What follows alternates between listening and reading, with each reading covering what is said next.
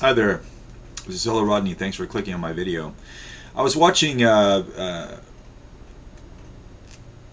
this YouTuber do a video, and it started making me think. Well, actually, I've been thinking about this for quite a while. I've known about it for a long time, and I haven't really talked about it at all. I don't think. But how the web is changing people. You know, you get yourself in a situation. You know, the in the world, things travel very slowly up until recent times. For thousands of years, well, millions of years, obviously, but thousands of years in the history of recorded time of history, there was no electricity. So you would go through your daily life and do what you did, and then at night, you know, no light, so you had to have a little candle or a lamp or something like that to light your way, and it made things more quiet. And you know, you were a person became more contemplative. And then things progress, and electricity and things happen, and now, you know, there's, you know, that contemplation period in your time, whether or not you're spending your time in contemplation, thinking about your life, your personal life, or your spiritual life, whatever you were thinking about has now changed, because the nightlife and the day life are pretty much the same. So people are thinking about oftentimes hedonistic approaches to life, morning, noon, and night. About what's right for you, what's wrong for you, it's all about you. And I mean, I'm guilty of this myself.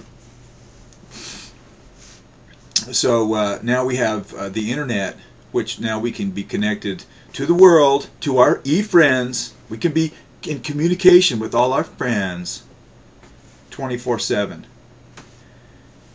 So nobody has to think about spiritual things. Nobody has to think about to contemplate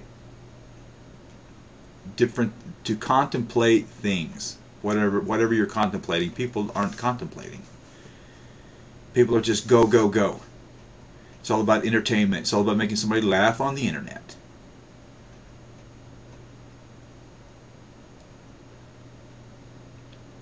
It's a lack of seriousness.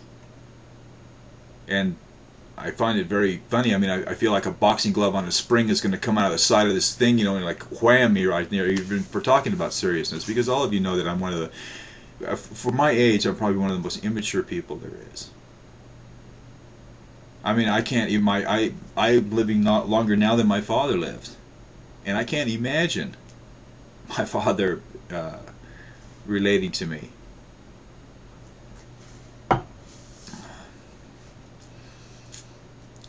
I'm very fascinated by YouTube. I'm fascinated by Stickam. I'm fascinated by the web, but it's not really doing, I don't think it's doing society much good. It's going to do people some good. I mean, there are going to be people that figure out how to use these mediums to get their point across. I thought I even had it on my webpage for a long time, where I thought that the next Nobel, well, not the next, but a Nobel Peace Prize winner would come out of YouTube, and I still think that's possible.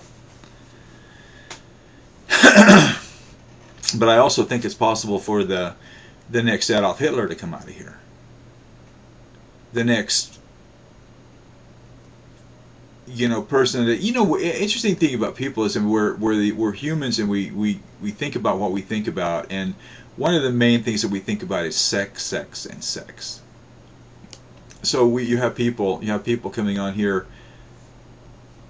you know, vomiting up their personal life on YouTube. Now, there's this one YouTuber that I just started watching. I mean, I only watch him because of what's going on with the web, you know, the popularity or the drama, or whatever the word is that you want to use. But there was this one person who was watching. This person said they just actually had to stop watching because they were like making out on camera and all this stuff. And it's just like, you know what? I don't want to see it.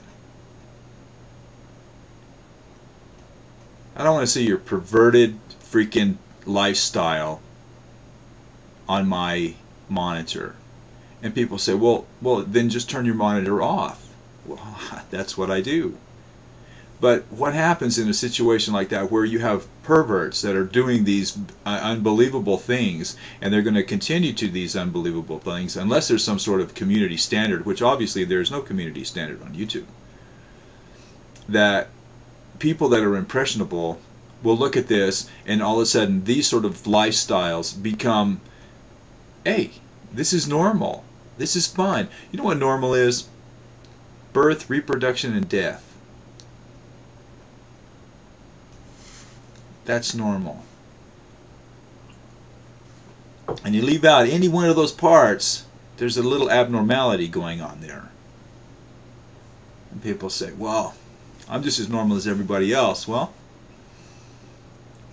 birth, reproduction, and death.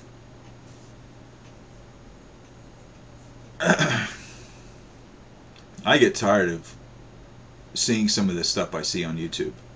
And I get upset with myself. There was a conversation that I was having with this person, and they were letting me know that their business was suffering also because of YouTube. Now, these are, you know, and I'm not lumping this person into what I'm about to say, but for a person like me that, you know, I'm single, I don't think that I could. I don't think that there's a woman out there that would really want to be with someone like me, because I'm a very selfish person. I want to do what I want to do, when I want to do it, and how I want to do it. And that's just the way it's going to be.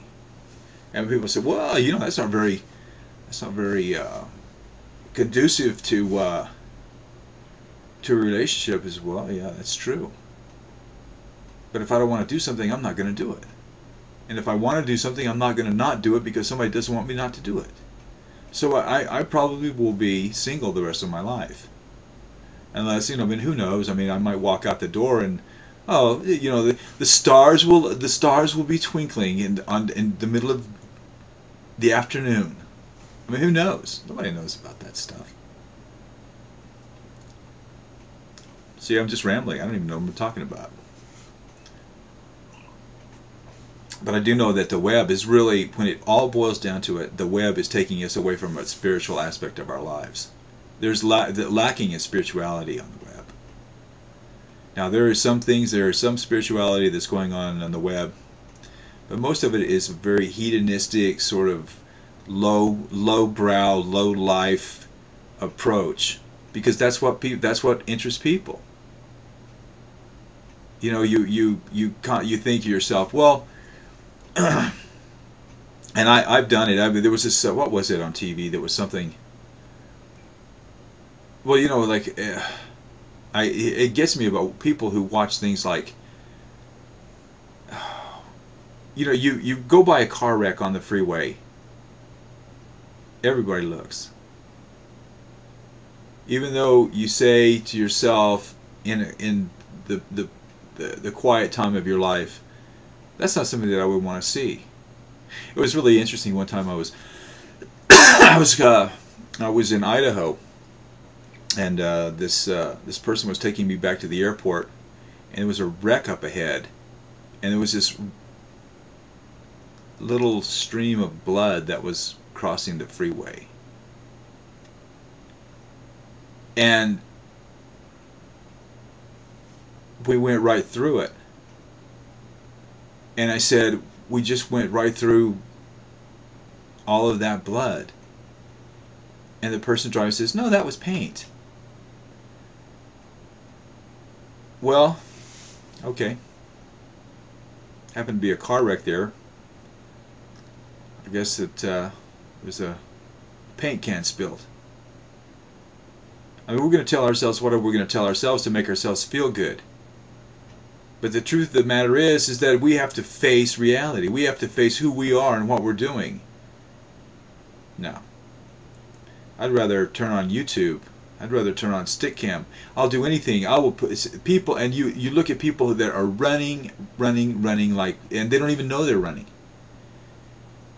People cannot sit still and contemplate anything. They have, if they're not talking on the phone, if they're not texting, if they're not watching YouTube or Stickcam, they've got headphones on and they're listening to music. The people are going through life without the slightest waking moment of no distraction.